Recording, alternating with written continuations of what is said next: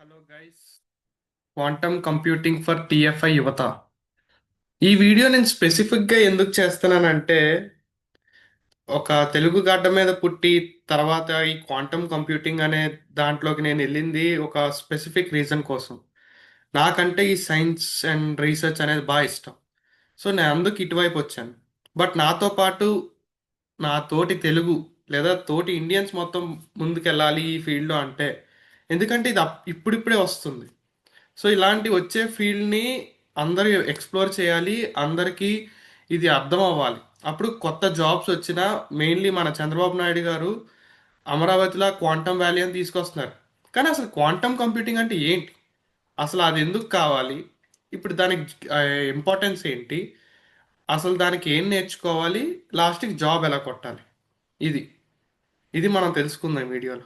నేను ఈ స్పెసిఫిక్గా టీఎఫ్ఐ యువత అని ఎందుకు పెట్టానంటే తెలుగు యువతకు తెలియాలి.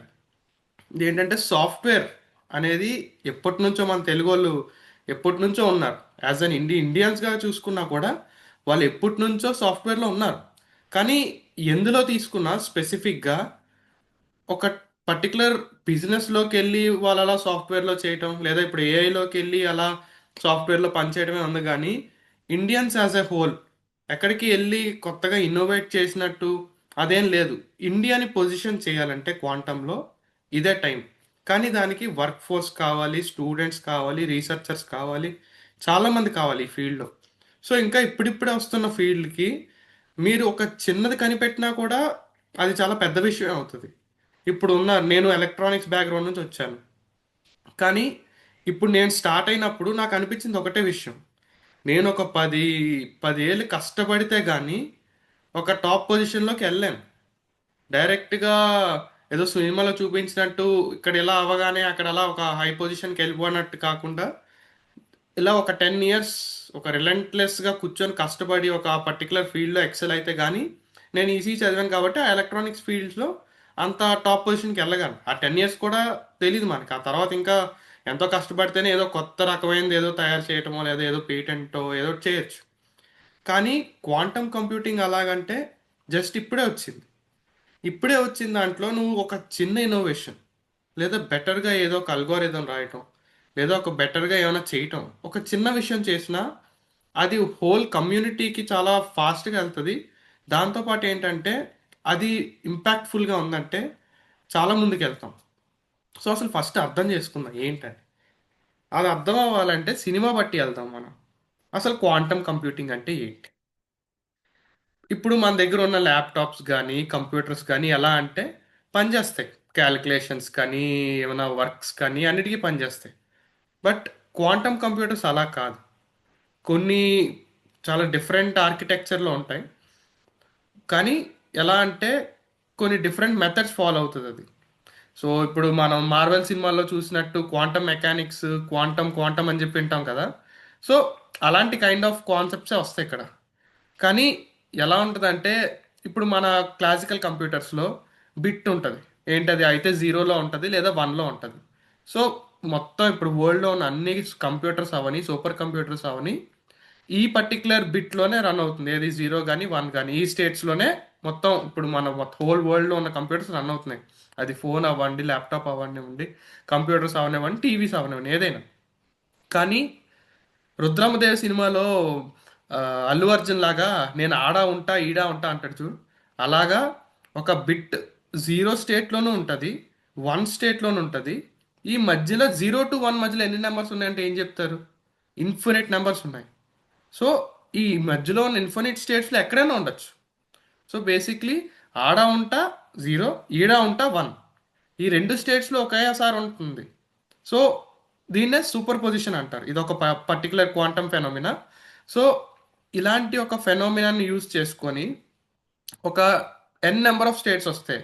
ఫర్ ఎగ్జాంపుల్ ఇప్పుడు టూ ఉంది అంటే అంటే టూ స్టేట్స్ని ఎలా రిప్రజెంట్ చేయొచ్చు 2 బిట్స్తో? 1 0 లేదా 0 1, ఇది. లేదా 4 బిట్స్ ఉన్నాయి, అది ఎలా రిప్రజెంట్ చేయొచ్చు? 0 0 0. Fuck man, I fucked it up.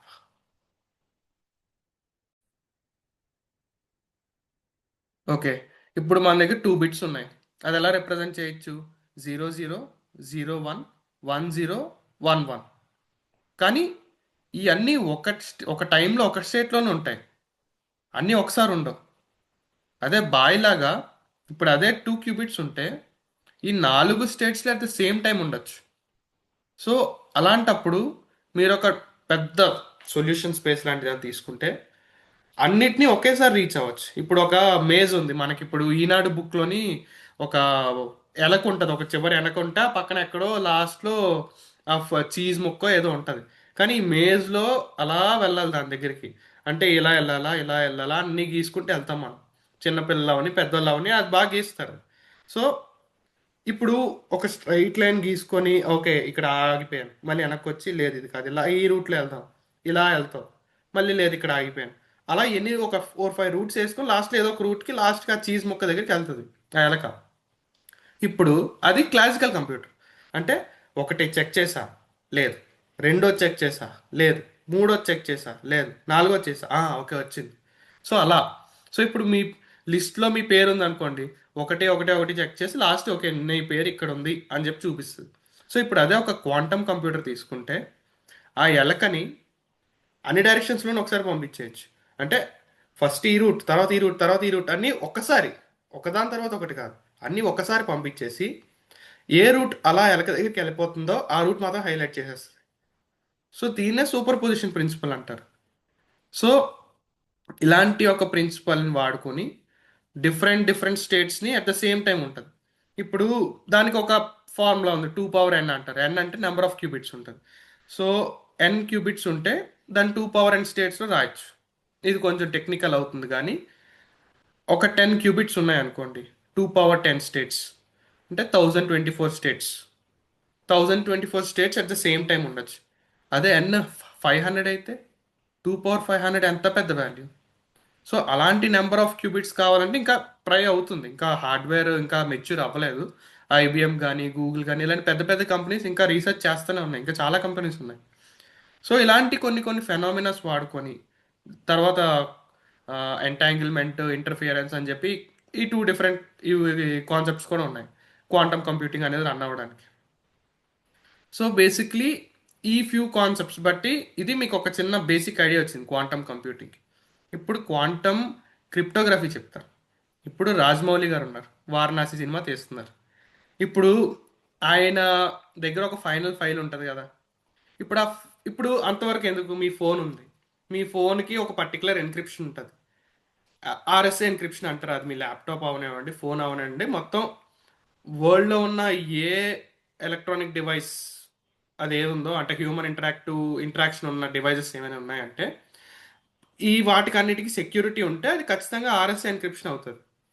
So అదేంటంటే అది బ్రేక్ చేయాలంటే చాలా బ్రూట్ ఫోర్స్ మెథడ్స్ అని ఏవో ఉంటాయి. అదేంటంటే ఇప్పుడు 10 అనే నెంబర్ ఉంది. 10ని ఆ ప్రొడక్ట్ ఆఫ్ 2 ప్రైమ్ ఫ్యాక్టర్స్ అంటే ఎలా రాయొచ్చు, 2 × 5 అంటే 2 × 5 రాస్తేనే కదా 10 వచ్చేది. సో అలాంటిది ఒక పెద్ద నెంబర్ తీసుకుంటే ఒక 10 డిజిట్ నెంబర్ ఉంది, అది తీసుకొని ఏ 2 ప్రైమ్ నెంబర్స్ మల్టిప్లై చేస్తే అది వస్తుందో అది సాల్వ్ చేస్తే అదే ఆర్ఎస్ ఎన్క్రిప్షన్. సో ఇప్పుడు అలాంటి ఒక ఎన్క్రిప్షన్ ఇప్పుడు చాలా పెద్ద నెంబర్ ఉంది అనుకో, 256 డిజిట్ నెంబర్ ఉంది. అంత పెద్ద నెంబర్ని ఏ 2 నెంబర్లు మల్టిప్లై చేస్తే వస్తుంది అంత పెద్ద నెంబర్ అనేది కంప్యూట్ చేయాలంటే కష్టం అది. సో ఈ కష్టమైన దాన్నే ఒక క్రిప్టోగ్రాఫిక్ ఎలిమెంట్ కింద వాడుకొని కంప్యూటర్స్ అవనివ్వండి లేదా ఫోన్స్ అవనివ్వండి ఇలాంటివన్నీ వచ్చాయి ఆ సెక్యూరిటీ బేసిస్ మీద. సో ఇప్పుడు అలాంటి ఒక సెక్యూరిటీ ఉంది. అలాంటి ఒక సెక్యూరిటీ వారణాసి అనే సినిమాని కాపాడుతుంది. రాజమౌళి గారి ఫోన్ అవనివ్వండి, హార్డ్ డ్రైవ్ అవనివ్వండి, ఏదో ఒకటి. ఇప్పుడు క్వాంటమ్ కంప్యూటర్స్ అని ఉన్నాయి. అవి ఏంటంటే ఇప్పుడు ఇలాంటి నేను చెప్పాను కదా ప్రాబ్లం, ఆర్ఎస్ ఎన్క్రిప్షన్లో పెద్ద డిజిట్ని బ్రేక్ చేసి 2 ప్రైమ్ నెంబర్స్ కింద ఎలా చూపించగలం. అలాంటిది చేయాలంటే క్వాంటమ్ కంప్యూటర్స్ ఇలాంటి క్యాలిక్యులేషన్స్ చాలా ఫాస్ట్గా చేస్తాయి. ఒక పెద్ద సూపర్ కంప్యూటర్ తీసుకుంటే వరల్డ్లో అవి చేయలేవు, చాలా టైం పడుతుంది చేయడానికి. మిలియన్స్ ఆఫ్ ఇయర్స్ కూడా పడతాయి, అది మీకు చాలా రీసెర్చ్ పేపర్స్ చాలా కనిపిస్తాయి. కానీ ఒక క్వాంటమ్ కంప్యూటర్ చేయాలంటే టైం పట్టదంత, సెకండ్స్, విత్ ఇన్ సెకండ్స్లో అయిపోద్ది. Something that can take 1 million years will become just 4 seconds. అది క్వాంటమ్ అడ్వాంటేజ్ అని ఏవేవో చెప్తారు. సో ఇక్కడ మీకు అర్థం అవ్వాల్సిన విషయం ఏంటంటే ఒక క్వాంటమ్ కంప్యూటర్ అంత ఎన్క్రిప్టెడ్గా ఉన్న లెట్స్ వారణాసి సినిమా అనే ఫైల్ అనుకుంటే దాన్ని బ్రేక్ చేసి ఇచ్చేస్తుంది మీకు ఇన్ఫర్మేషన్ బయటికి. సో ఇదొక ఇంకా ఏరియా రీసెర్చ్ చేయడానికి అసలు ఎలాగా ఇలాంటి ఒక ఎగ్జిస్టింగ్ క్రిప్టోగ్రాఫిక్ సిస్టమ్స్కి క్వాంటమ్ కంప్యూటర్స్ కూడా థ్రెట్టే. బట్ సైబర్ సెక్యూరిటీ ఫీల్డ్ ఉంది అందులో. ఆ, మంచోళ్ళు ఉంటారు, చెడ్డ వాళ్ళు ఉంటారు. మంచోళ్ళు ఏం చేస్తారు, చెడ్డ వాళ్ళ నుంచి సిస్టమ్స్ అన్నిటిని కాపాడుతూ కొత్త కొత్త ఎన్క్రిప్షన్ అని తీసుకొస్తారు. చెడ్డ వాళ్ళు ఏంటి, అది ఎలా బ్రేక్ చేసేసి ఎలా బయటికి తీసేద్దాం ఇన్ఫర్మేషన్ అనే దాని మీద ఉంటారు. సో ఫస్ట్ ఆఫ్ ఆల్ ఏదైనా లాస్ట్కి తెలియాలి కదా ఏది ఎలా పనిచేస్తుంది, దేన్ని ఎలా సెక్యూర్ చేయాలి. సో ఇది ఒక ఏరియా, క్వాంటమ్ క్రిప్టోగ్రఫీ అనేది ఒక ఏరియా. ఇప్పుడు అదే రాజమౌళి గారు అదే వారణాసి సినిమాని ఇంకోటి ఉంటుంది పోస్ట్ క్వాంటమ్ క్రిప్టోగ్రఫీ అని. అదేంటంటే ఇలాంటి ఒక ఎన్క్రిప్షన్ని కూడా ఒక క్వాంటమ్ కంప్యూటర్ కూడా బ్రేక్ చేయలేదు.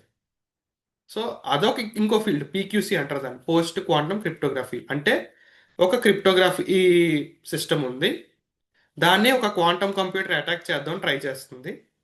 కానీ అది ఎంత అటాక్ చేసినా క్వాంటమ్ కంప్యూటర్ వల్ల కూడా కావట్లేదు. సో ఇది ఒక డిఫరెంట్ రీసెర్చ్ ఫీల్డ్ అన్నమాట. అంటే రాజమౌళి గారు వారణాసి సినిమాని ఒక పెద్ద కంప్యూటర్లో కానీ ఏదో హార్డ్ డిస్క్లో కానీ సేవ్ చేసి దాన్ని ఎన్క్రిప్ట్ చేయడానికి పీక్యూసీ అని దాన్ని వాడారు. సో దీన్ని కూడా క్వాంటమ్ కంప్యూటర్ హ్యాక్ చేసి లోపలికి వెళ్ళలేదు. సో ఇది ఒక డిఫరెంట్ ఫీల్డ్ ఆఫ్ రీసెర్చ్, దీంట్లో కూడా వెళ్ళచ్చు. తర్వాత క్వాంటమ్ కమ్యూనికేషన్. ఇదేంటి, ఒక థియేటర్ నుంచి ఇంకో థియేటర్కి, సారీ, ప్రొడ్యూసర్స్ టేబుల్ నుంచి ఒక థియేటర్కి ఏదో ఒక మూవీ త్రూ ఆప్టికల్ ఫైబరో లేదా శాటిలైట్ పంపిస్తున్నారు. అలా పంపించినప్పుడు మధ్యలో ఎవడైనా వైర్ ఒక సైడ్కి లాగి కాపీ చేయొచ్చు కదా. ఇప్పుడు మీ ల్యాప్టాప్ ఉంది, ఎవడో ఒకడు పెన్ డ్రైవ్ పెట్టేసి కాపీ చేసి పట్టుకెళ్ళిపోవచ్చు, కానీ మీకు ఏమీ తెలియదు అలా జరిగినట్టు. సో అలాగే ఏమైనా మిడిల్లో ఏమైనా జరిగితే ఎవడేం చేయలేడు. సో అప్పుడే క్వాంటమ్ కమ్యూనికేషన్ అది ఒకటి వస్తుంది. దానికి ఏంటంటే ఒక పర్టికులర్ థియరం ఉంది, నో క్లోనింగ్ థియరం అంటారు దాన్ని. సో అలాంటి ఒక థియరం వల్ల ఏంటంటే నువ్వు దేన్ని కాపీ చేయలేవు. ఒక క్వాంటమ్ స్టేట్ని అంటే ఒక పార్ట్ ఆఫ్ ద ఇన్ఫర్మేషన్ లేదా మొత్తం ఇన్ఫర్మేషన్ని నువ్వు కాపీ చేయలేవు. కాపీ చేస్తే ఏమవుతుందంటే ఇన్ఫర్మేషన్ చెరిగిపోద్ది. నువ్వు మెజర్ చేసిన అంటే నువ్వు వస్తున్న ఇన్ఫర్మేషన్ ఫస్ట్ ప్రాసెస్ చేయాలి కదా. సో నువ్వు తప్పుగా ప్రాసెస్ చేస్తే ఇన్ఫర్మేషన్ మొత్తం పోద్ది. కానీ ఇంకోటి ఏంటంటే నువ్వు ఒకడు ఉన్నావు అన్న ఒక పర్సన్ ఒక ఉన్నాడు వీడు హ్యాక్ చేస్తున్నాడు అనే విషయం కూడా తెలిసిపోద్ది. సో అదే క్వాంటమ్ కమ్యూనికేషన్ అంటే. నేను చాలా వేగ్గా చెప్తున్నాను, మీరు అర్థం చేసుకొని ఓకే నేను దీని మీద కొంచెం హోంవర్క్ చేసి అర్థం చేసుకుంటానంటే చాలా బాగుంటుంది. కొన్ని పేపర్స్ ఉన్నాయి, జస్ట్ ఇంట్రడక్షన్ వీడియోస్ ఉన్నాయి, అవి చూస్తే మీకు అన్నీ అర్థమైపోతాయి అసలు ఏంటి క్వాంటమ్ కమ్యూనికేషన్ అంటే ఏంటని. సో సినిమాని ఒక ప్రొడ్యూసర్స్ ఆఫీస్ నుంచి థియేటర్కి త్రూ శాటిలైట్ ఎలాగైనా పంపించవచ్చు, కానీ చివరిలో ఐబొమ్మ రవి గారు ఉంటే ఎవడేం చేయలేడు. సో బేసిక్లీ అది. సో అది క్వాంటమ్ కమ్యూనికేషన్ అనేది ఒక ఫీల్డ్. ఇది ఇంకో మంచి రీసెర్చ్ ఫీల్డ్. ఇది కూడా వస్తుంది కొత్తగా, ఇంకా వస్తుంది. తర్వాత క్వాంటమ్ సెన్సింగ్. ఇదేంటంటే ఎలక్ట్రాన్స్ కానీ వాటి స్పిన్స్ కానీ ఉంటాయి కదా, అవి ఇలాంటి ఒక క్వాంటమ్ ఫెనోమినా వాడుకొని ఒక పర్టిక్యులర్ థింగ్ని మెజర్ చేయడం. ఇప్పుడు మీ బ్రెయిన్ ఉంది, బ్రెయిన్ నుంచి బ్రెయిన్ వేవ్స్ వస్తాయి, దాన్ని మెజర్ చేయాలంటే అది ఒక పెద్ద, ఇప్పుడు వెనం సినిమా చూసారా, అందులో వాడిని ఒక దాంట్లోకి పంపిస్తారు, సడన్గా వెనం బయటకు వచ్చేస్తుంది. సో అలాంటి ఒక మెషిన్ చూస్తే అదేంటంటే మీ బ్రెయిన్ వేవ్స్ ఎలా ఉన్నాయి అది తెలుసుకుందాం అని చెప్పి మిమ్మల్ని అంత పెద్ద మెషిన్లోకి తీసుకెళ్తారు. ఇప్పుడు అలాంటిది కాకుండా ఒక చిన్న సెన్సర్, చాలా ఒక ఇంత సెన్సర్, ఒక ఇంత సెన్సర్ లాంటిది తీసుకొని అది మీ బ్రెయిన్ మీద పెడితే అదే మొత్తం నీట్గా అసలు ఏంటి వీడి బ్రెయిన్ వేవ్స్ ఎలా ఉన్నాయి, బాగున్నాయా లేదా, వీడి బ్రెయిన్ బాగుందా లేదా, లేదా ఇన్స్టాగ్రామ్ ఇవన్నీ చూసి పాడైపోయిందా, ఇలాంటి ఇన్ఫర్మేషన్. చాలా కామెడీగా చెప్తున్నాను కానీ బేసిక్ పాయింట్ ఏంటంటే ఒక పర్టికులర్ డివైస్ తయారు చేస్తాం, అదేంటంటే క్వాంటమ్ ఫెనామినన్ వాడుకొని అది మీ పర్టికులర్ బ్రెయిన్ సెల్స్ కానీ ఏదో ఒక మెజర్మెంట్ చేస్తాయి. కానీ ఆ మెజర్మెంట్స్ ఎలా ఉంటాయంటే చాలా ప్రిసైజ్గా ఉంటాయి. ఇంకోటి ఏంటంటే very very pico level of femto level అంటారు, అంటే మరీ తక్కువ 10⁻⁻15 రేంజ్లో, ఆ రేంజ్లో ఉన్న వేవ్స్ కానీ ఏదో ఒకటి మెజర్ చేయడానికి క్వాంటమ్ సెన్సింగ్ అంటారు. ఇదేంటంటే మోర్ హైలీ హార్డ్వేర్ ఫోకస్డ్. ఇది కూడా ఒక డిఫరెంట్ ఏరియా, ఇదే ఎక్స్ప్లోర్ చేస్తే చాలా బాగుంటుంది. తర్వాత క్వాంటమ్ కెమిస్ట్రీ. ఇదేంటి? ఇప్పుడు మనకు బిర్యానీ ఉంది. అది ఒక సెట్ ఆఫ్ డిఫరెంట్ థింగ్స్ వస్తే జరిగిన బిర్యానీ అది. సో అంటే ఏదో ఒక పర్టికులర్ యాటమ్స్, ప్రతి ఒక్క ఇంగ్రీడియంట్ని ఒక యాటమ్ అనుకుంటే మొత్తం కలిసి వచ్చి ఒక బిర్యానీ మాలిక్యూల్ అయింది. సో ఇప్పుడు ఇలాంటి ఒక మాలిక్యూల్ ఉంది. మరి దీన్ని ఇంకా బెటర్ చేయాలంటే ఏం చేయొచ్చు? ఏం యాడ్ చేస్తే ఇంకా బెటర్ అవుతుంది అని డిఫరెంట్ డిఫరెంట్ ఎక్స్పెరిమెంట్స్ చేయొచ్చు. కానీ ఇప్పుడు అదే ఒక మాలిక్యూల్ని క్లాసికల్ కంప్యూటర్లో, అంటే మనం వాడే ల్యాప్టాప్స్లో కానీ సూపర్ కంప్యూటర్స్లో కానీ అదొక సిమ్యులేట్ చేస్తారనమాట జనరల్గా. సో అది సిమ్యులేట్ చేసి ఓకే ఇది ఇలా కనిపిస్తుందా, ఇలా ఉందా, ఓకే దీనికి ఏం యాడ్ చేయొచ్చు అనేది అందులో చేస్తారు. ఎందుకంటే ఇప్పుడు కొత్తగా ఏదో ఒకటి తయారు చేసి ఎవరికొకటి పెట్టేసాం అనుకోండి, ఏమవుతుంది? తేడా జరిగిందని పోతాడు వాడు. అలా పోవటం కన్నా ఒక సిమ్యులేట్ చేశారనుకోండి, అది ఎలా ఉంటుంది? ఓకే ఇది ఇలా ఉంది, ఇప్పుడు దీనికి ఏమైనా యాడ్ చేస్తే ఇది ఎలా మారుతుంది, స్టేబుల్గా ఉందా లేదా మాలిక్యూల్.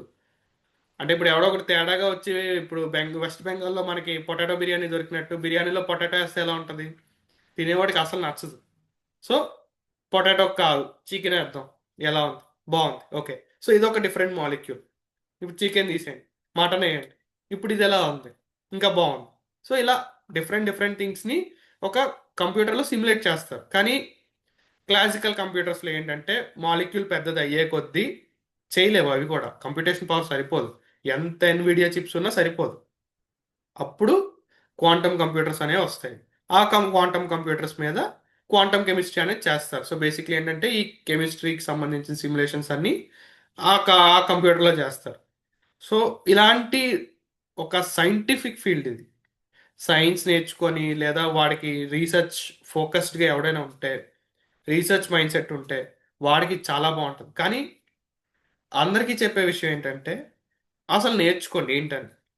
అది నేర్చుకొని అది ఏంటి తెలుసుకొని ఇది మన ఎక్సైట్ చేస్తుందా లేదా యాజ్ అ వర్క్ చేస్తుంటే. ఇప్పుడు నేనున్నాను, నా రోల్ క్వాంటమ్ ఇంజనీర్. నేను చేసే కొద్దీ నాకు ఏంటంటే కొత్తగా అనిపిస్తుంది. ప్రతిరోజు నా వర్క్ ఒకలా ఉండదు, కొత్తగా ఉంటుంది ప్రతిరోజు. ఏదో ఒకటి రీసెర్చ్ చేస్తూ ఉంటాను, ఏదో ఒకటి ట్రై చేస్తూ ఉంటాను. ఏదో ఈ ఇంకో మంచి పాయింట్ ఏంటంటే మీరు ఏమైనా కొత్తగా చేస్తే అది చాలా ఫాస్ట్గా రికగ్నైజ్ అయ్యి మొత్తం కమ్యూనిటీలో కానీ మొత్తం వరల్డ్ వైడ్ కానీ ఆ పర్టికులర్ వచ్చే రికగ్నిషన్ చాలా ఎక్కువ ఉంటుంది. సో ఇప్పుడు ఉంది సాఫ్ట్వేర్ ఉంది, లేదా ఎక్కడెక్కడ టీసీఎస్లోనో ఎక్కడొక్కడ జాబ్ చేస్తున్నారు. మీరు చేస్తున్నారు కానీ ఆ ఉన్న టీంకి లేదా మీరు పనిచేస్తున్న క్లయింట్ వరకే మీరున్నారనేది విషయం తెలుసు. బట్ మీకంటూ ఓన్గా కొత్తగా ఏమైనా రీసెర్చ్ చేసి నాకంటూ ఒక పొజిషన్ తెచ్చుకుంటాను, లేదా నాకంటూ లేదా నేను దేశానికంటూ ఏమైనా కొత్తగా చేస్తాను అంటే ఇదే ఫీల్డ్. దగ్గరలో ఉన్న ఛాన్స్ ఇదే. చంద్రబాబు నాయుడు గారు ఫస్ట్ హైదరాబాద్లో అలాంటి ఒక విజన్ని చూసి అక్కడ ఒక మొత్తం సైబర్ సిటీ అని చెప్పి మొత్తం అన్ని సెట్ చేశారు. ఇప్పుడు అది ఎలా గ్రో అయిందో అందరికీ తెలుసు. ఇప్పుడు అలాంటిది ఒకటి రెప్లికేట్ చేస్తూ అమరావతిలో క్వాంటమ్ వ్యాలీ అని పెడితే దిస్ ఈస్ ద టైం.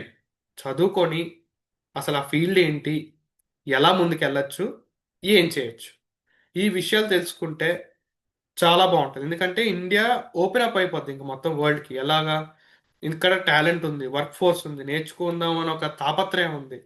ఇలాంటి వాళ్ళు కదా కావాలి ఈ ఫీల్డ్ ముందుకు వెళ్ళాలంటే. మన దగ్గర ఏంటంటే పాపులేషన్ అడ్వాంటేజ్ అనొచ్చు, డిస్అడ్వాంటేజ్ అనొచ్చు. బట్ ఒక బ్రైట్ సైడ్ వైపు చూస్తే అడ్వాంటేజెస్. సో ఇంతమంది ఉన్నప్పుడు ఒక 1000 మందిలో ఒక 100 మంది ఓకే ఈ ఫీల్డ్ మాకు నచ్చింది, మేము చేద్దాం అనుకుంటున్నాం, ముందుకు వెళ్దాం అనుకుంటున్నాం.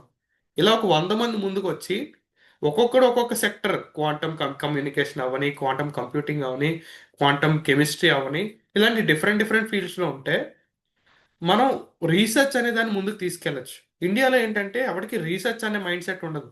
ఎప్పుడు ఒక సర్వీస్ మైండ్ సెట్లో ఉండమో లేకపోతే ప్రొడక్ట్స్ తయారు చేస్తారు కానీ ఎలాంటివి ఉంటాయి? ఆల్రెడీ ఎగ్జిస్టింగ్ ఉన్నవి, లేదా ఎక్కడో ఆల్రెడీ తయారు చేసినవి మనం రెప్లికేట్ చేయడం, ఇలాంటివి ఉంటాయి. కానీ రీసెర్చ్ చేద్దాం, కొంచెం ఆలోచన శక్తి పెట్టి దీన్ని ఎలా చేయొచ్చు, కొత్తగా ఎలా చేయొచ్చు, లేదా అసలు ఇప్పటివరకు లేని దాన్ని ఎలా తయారు చేసి ఒక మంచి దాన్ని ప్రొడక్టైజ్ ఎలా చేయొచ్చు. సో ఇలాంటి ఒక మైండ్ సెట్ కానీ ఇలాంటి ఒక రీసెర్చ్ మైండ్ కానీ కావాలి ఈ టైంలో.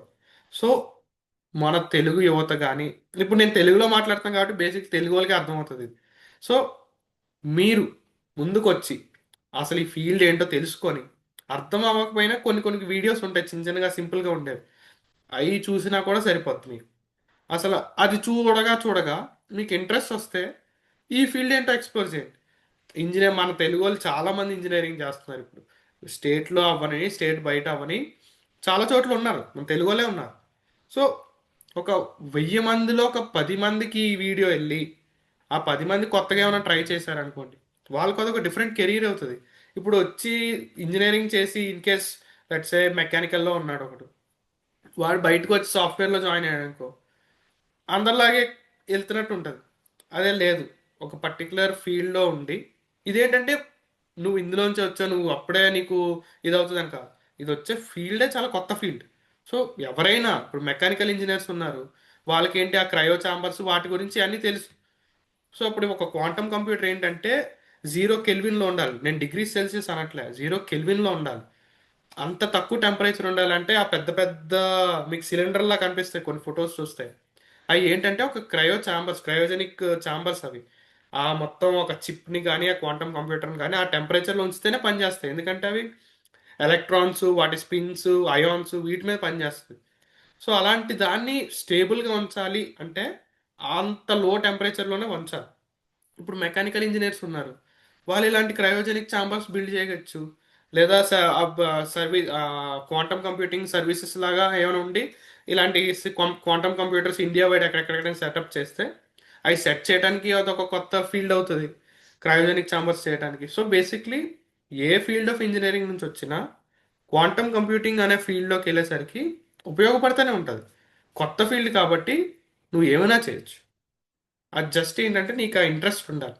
నేను ఏం చేస్తున్నాను, నాకు ఈ వర్క్ నచ్చిందా, ప్రతిరోజు నాకు కొత్తగా ఉంటుందా లేదా ఈ వర్క్, ఇది నన్ను ఎక్సైట్ చేస్తుందా ప్రతిరోజు, నేను ప్యాషనేట్గా పనిచేస్తానా, ఇలాంటి కొన్ని కొన్ని క్వశ్చన్స్ వేసుకుంటే మీకే అర్థమవుతుంది. ఇప్పుడు రీసెర్చ్ ఫీల్డ్ ఇది కొత్తగా మెల్లమెల్లగా వస్తుంది. ఇప్పుడు వచ్చి అందులో ఒకడు మెల్లగా కెరీర్ స్టార్ట్ చేసుకొని ఒక పాయింట్కి వెళ్ళేసరికి వాడికే బోల్డ్ డబ్బులు వస్తాయి. ఇప్పుడు సేమ్ సాఫ్ట్వేర్లోనే అదే చేస్తున్నారు, స్లోగా ఒక పాయింట్ దగ్గర స్టార్ట్ అయ్యి మెల్లగా ఒక 10-15 ఇయర్స్కి వచ్చేసరికి అప్పుడు మీకు ఆ సిగ్నిఫికెంట్ అమౌంట్ ఆఫ్ శాలరీ అనేది కనిపిస్తుంది. సేమ్ అదే ఉంటుంది ఇప్పుడు కూడా. కానీ ఇక్కడ ఏంటంటే ఆపర్చునిటీ ఎక్కువ ఉంటుంది, ఒక పర్సనల్ కంట్రిబ్యూషన్ ఎక్కువ ఉంటుంది ఎక్కువ. అదే సాఫ్ట్వేర్ ఒక 1000 మంది ఒకసారి పడిపోతే అందులో 1000 మందిలో ఎవరిని చూడడు, స్పెషల్గా ఒక్కడు ఉన్నాడు అని ఎప్పుడు ఉండదు. ఆ 1000 మందిలో ఎవడో 10 మందో 5 మందో షైన్ అవుతారు బాగా, ఎందుకంటే వాళ్ళు కోడింగ్ బాగొచ్చు, వాళ్ళకున్న సాఫ్ట్ స్కిల్స్ వాళ్ళకు ఉన్నాయి, ప్రొడక్టైజ్ చేయగలరు ఏదైనా, మేనేజ్ చేయగలరు, ఇలాంటి వాళ్ళు బయటకు వస్తారు ఆ 1000 మందిలో. మిగతా వాళ్ళు ఏంటంటే ఇంకా బ్యాక్ ఎండ్లోనే ఉందాం, లేదా ఇలా ఏదో సపోర్ట్లోనే ఉందాం, సర్వీస్లోనే ఉందాం అనే థాట్లో ఉంటారు, ఆపరేషన్స్లో ఉందాం ఇలాంటి వాటిలోనే ఉంటారు. కానీ ఈ ఫీల్డ్లోకి వస్తే ప్రతి ఒక్కడు ఇండివిజువల్ కంట్రిబ్యూటరే. ఆడి కెరీర్ ఇప్పుడు స్టార్ట్ అయినా, ఒక 5 ఏళ్ళ తర్వాత స్టార్ట్ అయినా, వాడు కొద్దిగా కొత్తగా ఏమైనా చేసినా ఫీల్డ్లో ఇంకా డిఫరెంట్ రేంజ్కి వెళ్ళిపోతాడు వాడు. సో అదొక డిఫరెంట్ అడ్వాంటేజ్ ఉంటుంది. సో తెలుగు యువతకి నేను చెప్పేది ఏంటంటే, రండి ఈ ఫీల్డ్లోకి, అర్థం చేసుకోండి, అది మిమ్మల్ని ఎక్సైట్ చేస్తే ముందుకెళ్ళండి. లేదా లేదు మాకు ఇది చాలా కష్టంగా ఉంది, మేము ఇది చేయలేము అంటే ఫైన్, ఇంకేదో మీకంటూ ప్యాషనెట్గా కొన్ని విషయాలు ఉంటాయి, అయ్యే చేయండి, అంతే.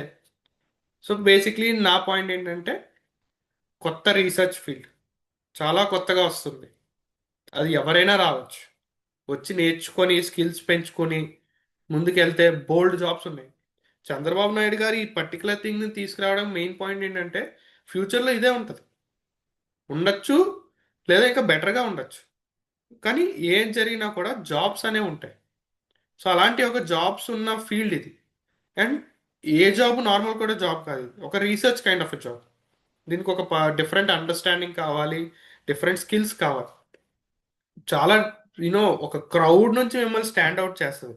ఇప్పుడు సాఫ్ట్వేర్ అనగానే ఎంతమంది ఉన్నారు, ఇండియాలోనే ఎంతమంది ఉన్నారు, కానీ క్వాంటమ్ కంప్యూటింగ్లో పనిచేస్తున్న సాఫ్ట్వేర్ ఇంజనీర్స్ కానీ, క్వాంటమ్ కంప్యూటింగ్లో రీసెర్చ్ చేస్తూ ఎంతమంది ఉన్నారో జస్ట్ అలా పక్కకి లాగితే చాలా తక్కువ మంది ఉంటారు ఇండియాలో. సో ఇలాంటి ఒక ఏరియాలో, ఒక మంచి వస్తున్న ఏరియాలో వర్క్ ఫోర్స్ కావాలి మనకి. సో అప్పుడు నేను చెప్తుంది ఏంటంటే, నేర్చుకోండి, ఇంట్రెస్ట్ పెంచుకోండి, స్కిల్స్ బాగుంటాయి, మీకు నాలెడ్జ్ పెరుగుతుంది, రీసెర్చ్ ఫీల్డ్లోకి వచ్చినట్టు ఉంటుంది, ప్యాషనెట్గా పనిచేస్తే మీరు చాలా ముందుకు వెళ్ళచ్చు. సో నేను సినిమాలు కానీ మనకు అనిపించినవి కానీ కొంచెం రిలేట్ చేసి చెప్పడానికి ట్రై చేశాను. అంత టెక్నికల్గా వెళ్ళలేదు, ఎందుకంటే నార్మల్గా చెప్తేనే అర్థమవుతుంది. ఆ చెప్పింది ఇంకా మీకు నచ్చి ప్యాషనేట్గా ఇంకా మీరు ముందుకెళ్తే అప్పుడు మీ కెరీర్ డిఫరెంట్గా ఉంటుంది. సో అది వీడియో చూడండి, బాగుంటే లైక్ చేయండి. ఇంకో వీడియో వస్తుందా అంటే ఏమో నాకు తెలియదు, నేను ఇప్పుడు రాత్రి 2 అవుతుంది నేను ఈ వీడియో చేసేసరికి. సో నచ్చితే లైక్ చేయండి, షేర్ చేయండి. పెద్దోళ్ళు చూస్తే స్పెసిఫిక్గా భావితరాలు రీసెర్చ్ ఫీల్డ్లో ఉండాలి, కొత్తగా ఏదైనా చేయాలి, ఇండియాని ముందుకు పెట్టాలంటే మాత్రం మీ పిల్లలకి షేర్ చేయండి, లేదా మీ కొడుకులకో కూతురుకో అందరికీ షేర్ చేయండి. పెద్దలకి విషయం మీ ఫ్రెండ్స్ షేర్ చేస్తున్నారంటే చేయండి, మొత్తం అందరు ఫ్రెండ్స్కి చేయండి, గ్రూపుల్లో పెట్టేయండి. సో అది వీడియో. రండి, ఎక్కడైనా ఈ వీడియో చూసి "అరే, ఇలా అయ్యాను, ఇన్స్పైర్ అయ్యాను, ఏదో చేస్తున్నాను" అంటే మోర్ దెన్ హ్యాపీ. ఎందుకంటే నా దగ్గర ఇప్పుడు ఎవరో సబ్స్క్రైబర్స్ లేని ఏం అడగట్లేదు కూడా. జస్ట్ ఏంటంటే మనోళ్ళు ముందుకెళ్ళాలి. యాజ్ అన్ ఇండియన్స్గా చూసుకున్నా మనం ముందుకెళ్ళాలి ఈ ఫీల్డ్లో. ఎందుకంటే రీసెర్చ్ అనగానే ఎప్పుడు ఇండియా ఫస్ట్లో ఎప్పుడు లేదు. ప్రతి డిఫరెంట్ డిఫరెంట్ కంట్రీస్ ఉంటాయి కానీ ఇండియా ఎప్పుడు లేదు. సో మనం ముందుకెళ్ళాలంటే దిస్ ఇస్ ద టైం.